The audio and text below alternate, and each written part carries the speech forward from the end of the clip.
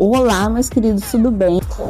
Muitas coisas aconteceram. Benny Hinn esteve aqui no Brasil e nós iremos falar sobre algumas coisinhas que aconteceram. Separei alguns vídeos aqui, não exatamente dos fatos, né, que aconteceram, mas sobre algumas coisas que eu gostaria de falar com vocês, né, algumas coisas relacionadas à palavra de Deus.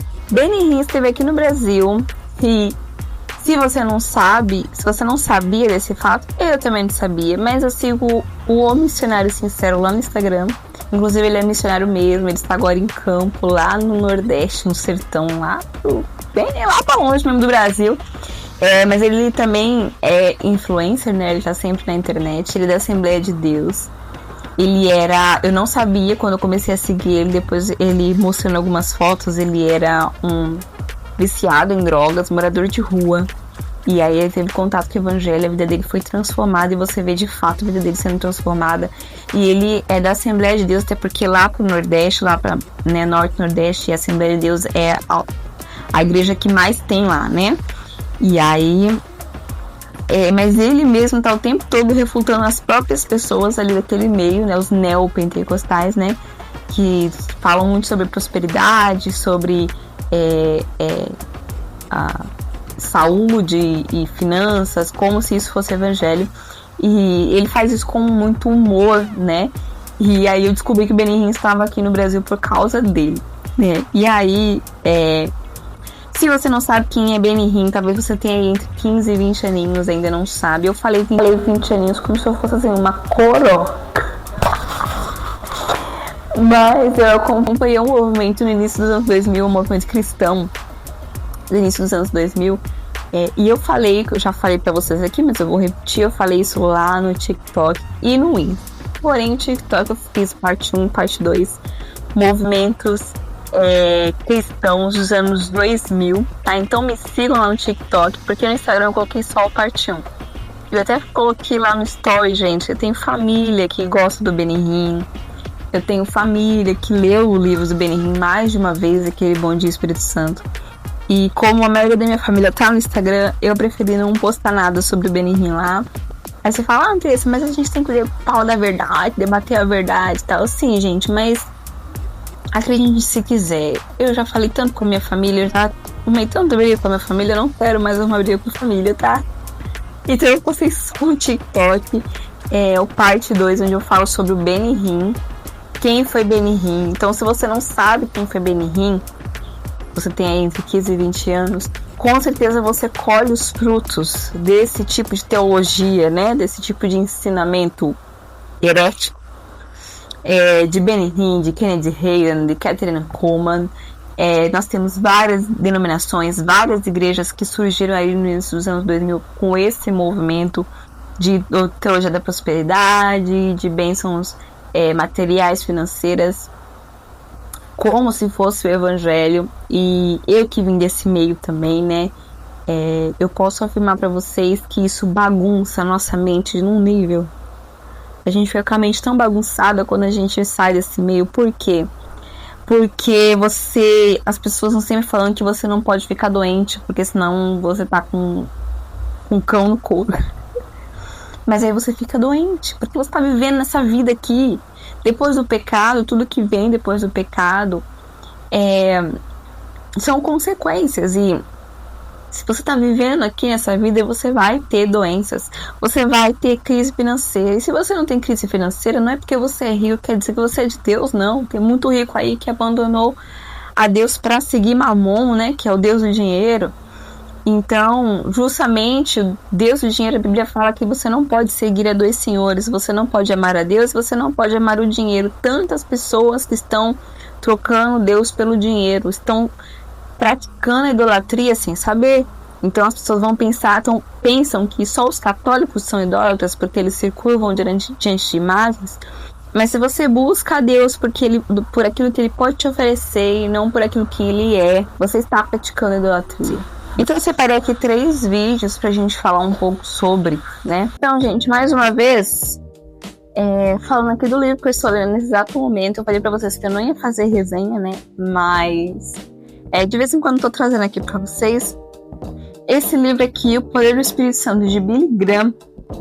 Foi um livro que Billy Graham fez justamente para refutar esses movimentos aí do começo dos anos 2000, que usavam o Espírito Santo como se ele fosse um poder místico que estava aí para te dar bênçãos materiais, como se ele estivesse ao nosso serviço, não como se ele fosse Deus, né? E não como se nós estivéssemos a serviço de Deus, mas esse é o nosso serviço para fazer as nossas vontades.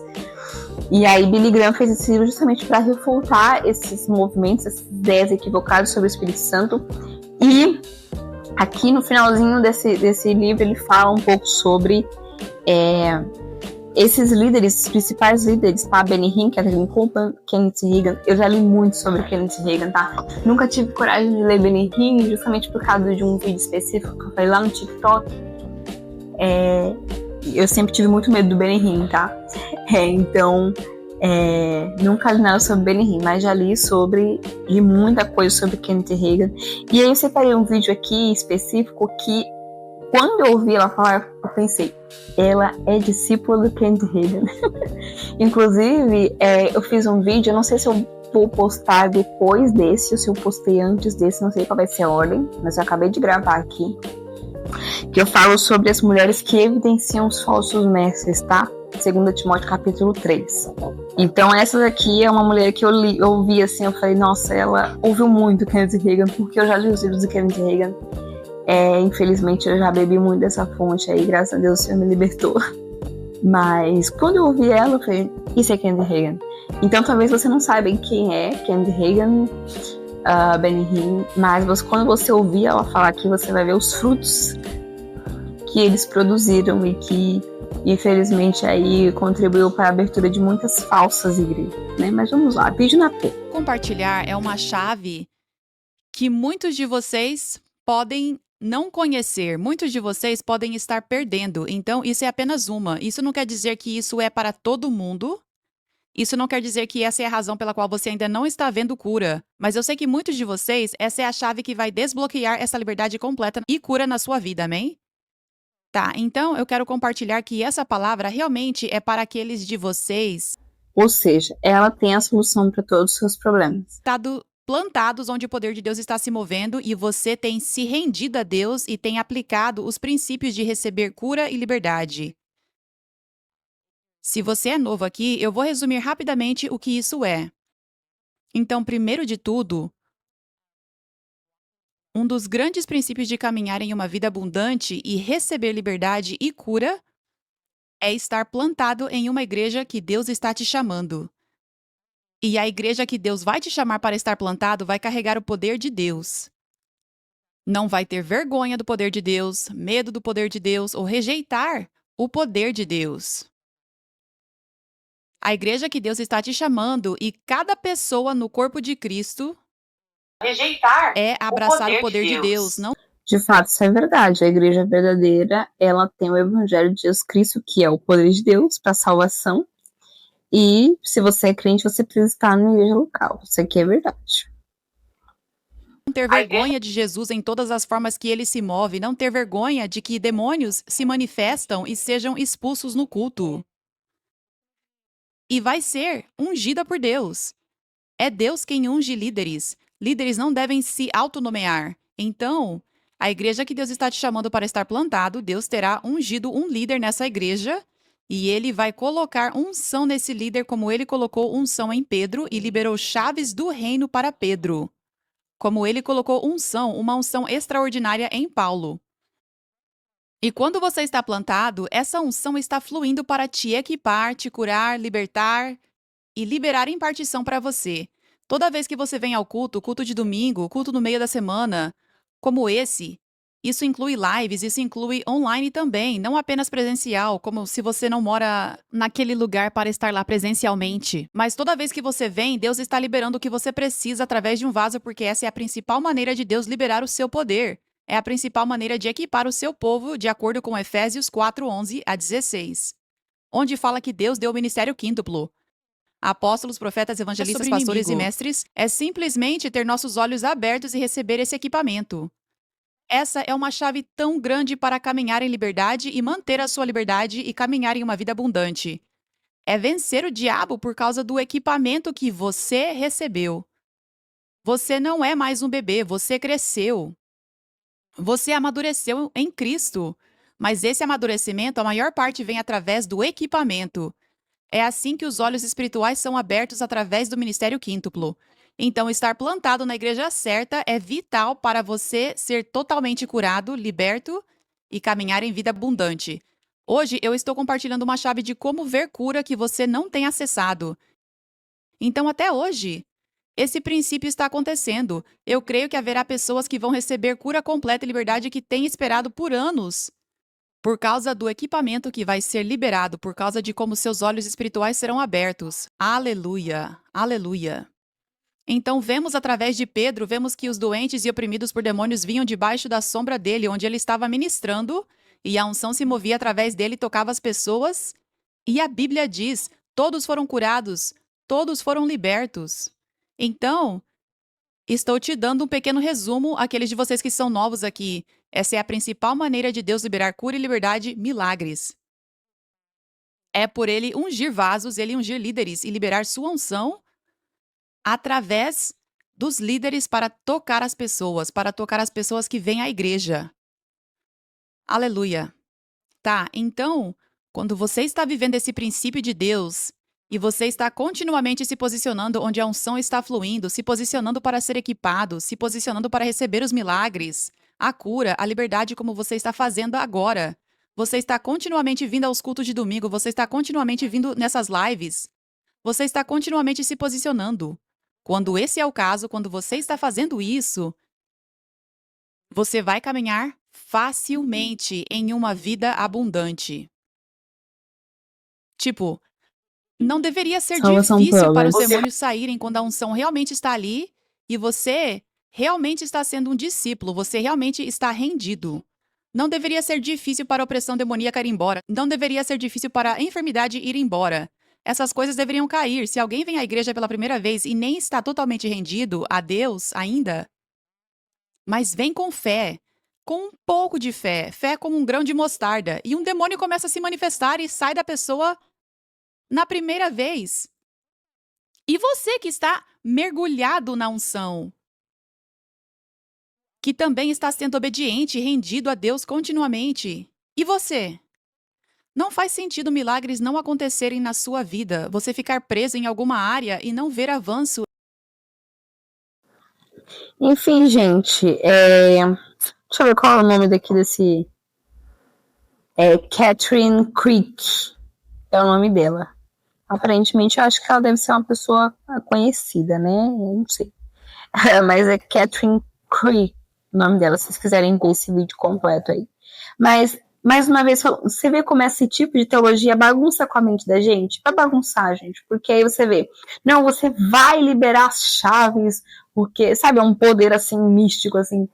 Se você tá sofrendo é porque você tá fazendo alguma coisa errada, você vê, e aí você começa a sofrer. Porque a gente tá vivendo essa vida e a gente vai sofrer. E aí você começa a olhar sinceramente pro seu coração e você vê pecado. Se você não, se você ignorar os seus pecados, os pecados do seu coração, você vai ser um hipócrita. Porque a forma correta de a gente mortificar os nossos pecados é justamente encarando eles, confessando e sendo justificado. Jesus Cristo nos ensina, quando ele faz a comparação lá do publicano e do fariseu, né, o fariseu orando para ele mesmo, né, ele fala assim, eu graças te dou, porque eu não sou como os demais pecadores, porque eu jejuo, porque eu oro, como ela ensinou a gente aqui, você tem que orar, você tem que buscar, blá, blá, blá. E aí chega um publicano batendo no peito, ele fala, Senhor, tem misericórdia de mim. E quando a gente fala de pecado, a gente tá falando só aquilo que você faz. Mas pecado é os seus pensamentos, pecado é o que você sente, pecado é aquilo que você fala.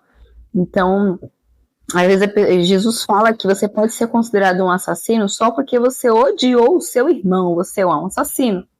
Então, quando se fala em pecado, você não está se comparando com o outro. Ah, não sou tão ruim assim porque eu não matei ninguém. Não sou tão ruim assim porque eu não me prostituí. Não, quando se fala em pecado, a gente fala em se comparar com o próprio Deus.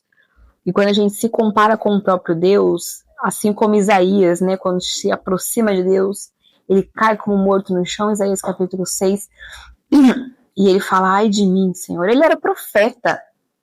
A gente lê Romanos capítulo 7, Paulo já havia se convertido, e ele fala, miserável homem que sou. Quanto mais perto de Deus a gente tá, mais a gente tem clareza sobre quem nós realmente somos. E é exatamente esse tipo de sentimento que nos faz depender o tempo todo, todo o tempo todo, da graça de Deus para nos sustentar. Né? A gente olha para quem nós somos e a gente confia em Cristo que Ele vai nos sustentar. E esse é o vídeo que eu separei, vamos ver. Eu não sei a intenção da menina que foi no show da Anitta. Eu acho que se ela não pregou o evangelho, se ela não apresentou Jesus para ninguém, então ela foi ali curtir um show, fazer uma ação social. Isso é importante.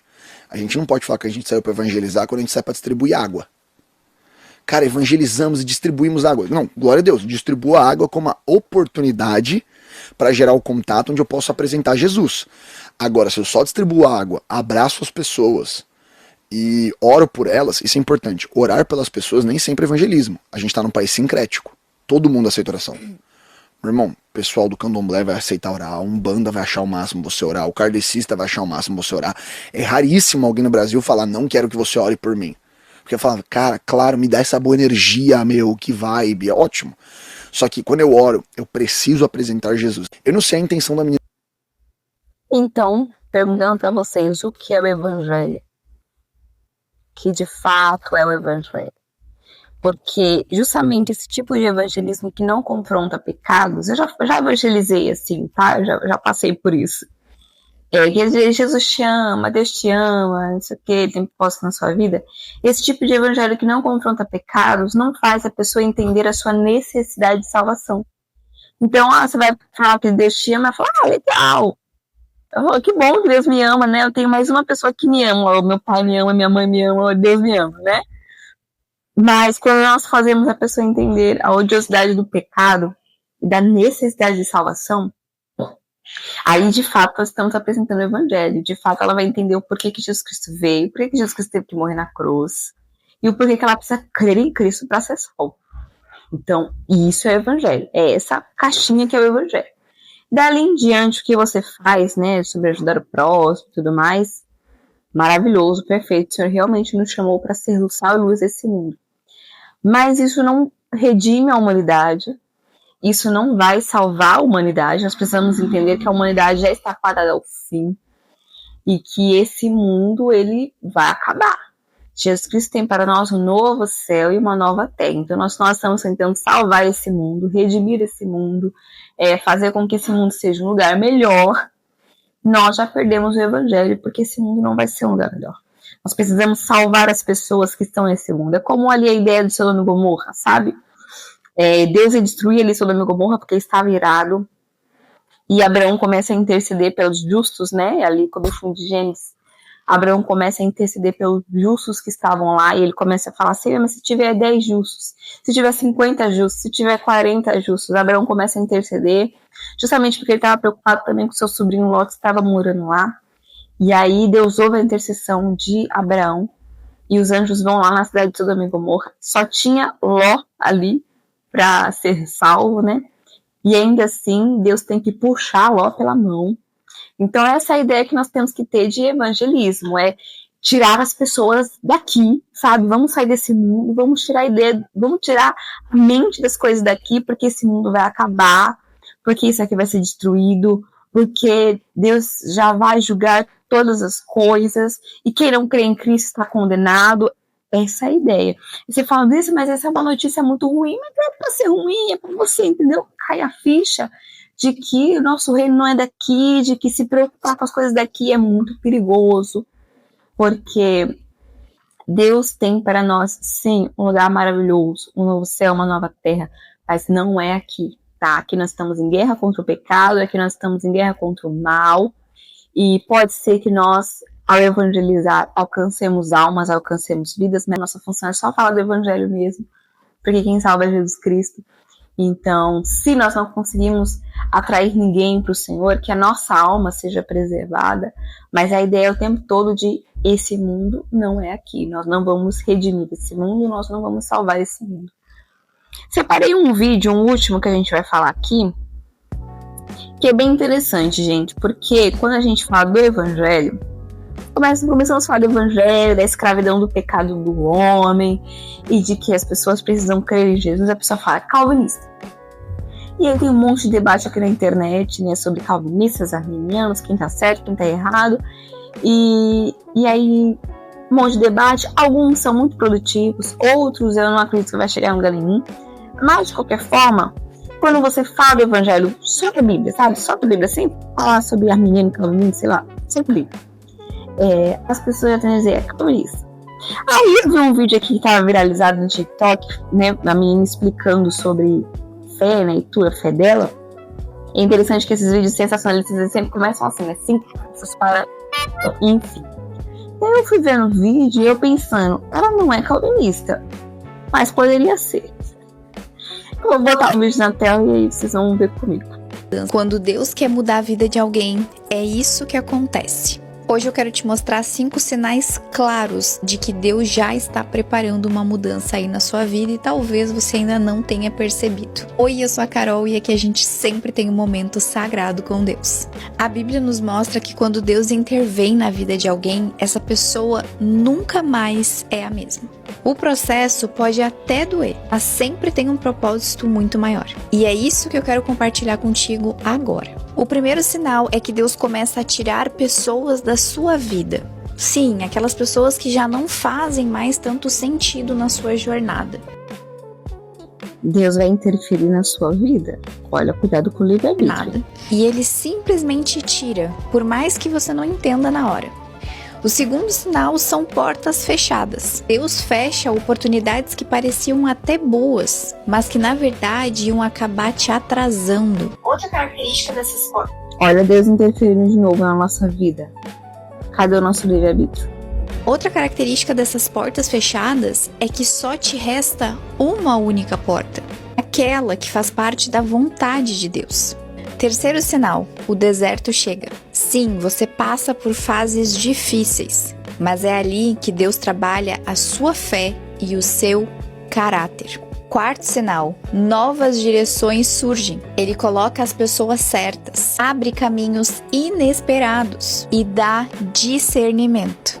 Quinto sinal é a transformação interior. Antes de mudar a sua volta... Enfim, gente, ela não é calvinista, com certeza.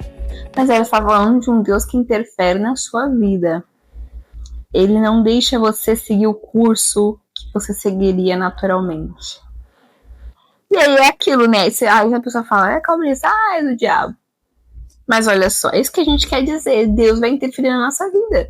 Porque se ele deixa a gente fazer o que a gente quer, a gente não vai até ele, né? Jesus Cristo fala, né? As minhas ovelhas ouvem a minha voz, elas me seguem, eu dou-lhes a vida e ninguém vai arrebatá-las das minhas mãos.